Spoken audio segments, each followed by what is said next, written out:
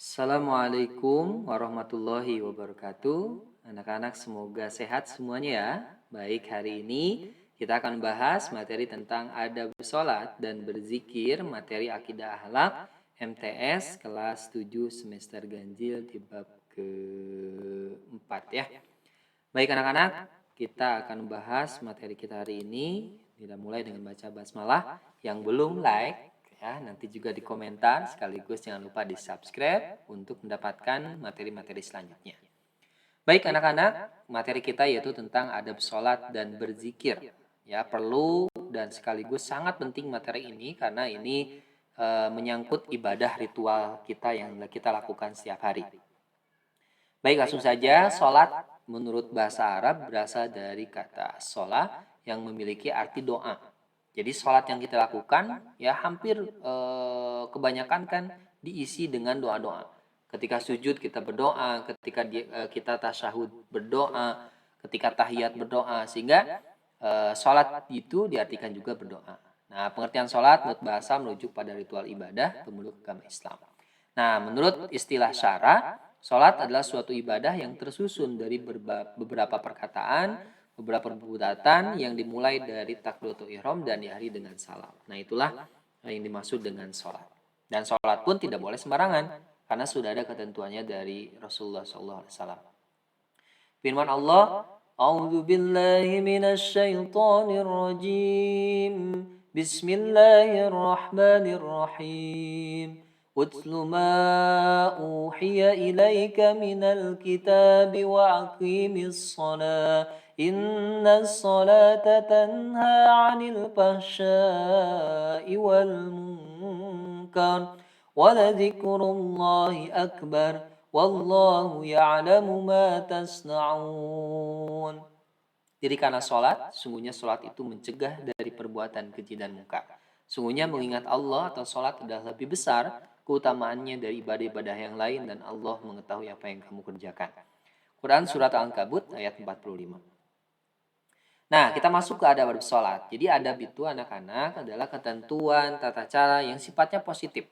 Adab mau makan, adab mau minum, adab mau sholat. Nah, ini adab ini pun penting harus kita pahami sekaligus praktekkan ya. Pertama, husu. Husu merupakan adab terpenting dalam sholat. Jangan sampai kita sholat malah mikirinnya kemana-mana, kemudian lalai ya.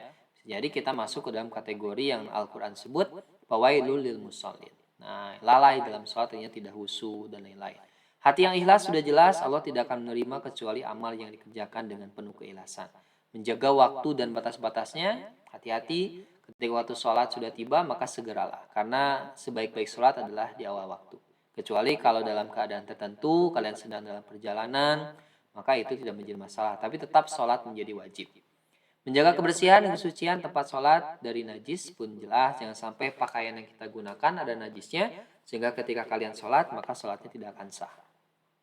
5. Menyingkirkan gambar, tulisan, atau apa saja yang mengganggu khusyuk. Nah, kadang juga ada yang pakai kaos ya, misalkan Viking. Nah, tulisannya Persib, Bobotoh Persib misalnya. Nah, itu bisa jadi mengganggu orang di belakang kita atau di depan kita, sehingga mau tidak mau kan terlihat. Sehingga lebih baik menggunakan pakaian yang polos. Memakai pakaian kita yang terbaik sudah jelas ya, rapi, santun, harum, ya bagi laki-laki kemudian menutup aurat secara sempurna. Hati-hati ya. Aurat dalam sholat, aurat di luar sholat, bagi laki-laki perempuan itu secara fikih sudah dijelaskan. Jadi hati-hati jangan sampai kalian diundang oleh presiden pakai baju bagus, sementara untuk sholat pakai kaos seadanya. 7. Menyesal serta bersedih, kita diharapkan menikmati zikir atau bacaan sholat kita sehingga berpengaruh pada hati nurani. Yang ke-8, melakukan dengan husu, ya sudah jelas husu ini sangat penting. Hikmah sholat. Sholat itu yang pertama mendidik disiplin dan menghargai waktu. Sholat kan dalam 5 waktu dalam satu hari itu kan sudah jelas. Subuh jam berapa, isya jam berapa, sehingga melatih kedisiplinan. Yang kedua, menjadikan hati tenang karena sholat merupakan hubungan antara hamba dengan penciptanya. Menyadarkan manusia tentang hakikat dirinya yang merupakan hamba Allah, menanamkan nilai tidak ada yang memberikan nikmat dan pertolongan selain Allah. Iya karena berdua, iya karena stain. Sholat dapat menjauhkan diri dari perbuatan keji dan mungkar. Nah, jadi kalau ada yang masih sholat tapi tetap mencuri, berarti sholatnya bermasalah. Salat dapat menjauhkan diri dari sifat sombong karena pada saat takbir Allahu Akbar kita yakin bahwa tidak ada yang besar dalam diri kita kecuali Allah Maha Besar. Zikir. Nah, zikir ini anak-anak dari kata zakaro yang artinya mengingat atau menyebut. Dan menurut istilah, zikir adalah mengingat Allah dengan cara menyebut sifat-sifat keagungan Allah dan memuliakannya.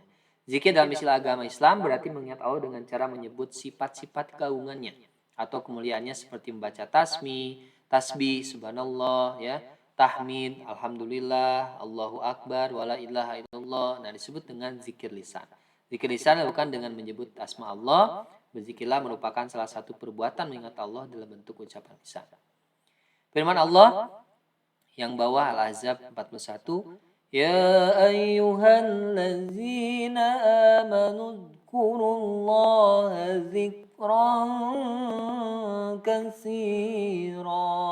Hai orang-orang yang beriman, berzikirlah dengan menyebut nama Allah, zikir yang sebanyak-banyaknya. Nah, ini dalil Al-Qur'annya. Ada berzikir. Kalau tadi tentang sholat, sekarang ada berzikirnya. Yang pertama ikhlas, sudah jelas ya. Mengharap ridho Allah dengan bersihkan amal dari campuran sesuatu. Yang kedua merendahkan suara, tidak usah berteriak-teriak. Allah, Allah ya misalnya. Kalau sendirian apalagi di masjid, santai saja merendahkan suara. Tiga, berzikir dengan zikir dan wirid. Zikir adalah ibadah, baca Al-Quran dengan niat berzikir juga dianjurkan. Jadi bisa ya membaca Al-Quran itu sebagai zikir. Mencoba memahami dan maknanya khusyuk dalam melakukannya. Duduk di suatu tempat atau ruangan yang suci, mewangikan pakaian dan tempat, memilih tempat yang agak sunyi. Makanya malam-malam ya pada saat orang lain tidur, zikir, sholat itu begitu sangat diutamakan. Hikmah berzikir membuat orang lebih bersemangat untuk berusaha karena yakin Allah mengatur segalanya. Hati menjadi tenang, bersabar dan ulet dalam menghadapi masalah apapun.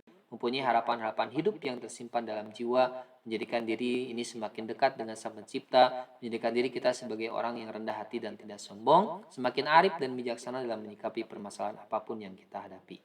Baik, syukron kasiron, rahimakumullah buat teman-teman atau anak-anak sekalian. Mudah-mudahan bermanfaat ya. Jangan lupa like, komen, dan subscribe. Assalamualaikum warahmatullahi wabarakatuh.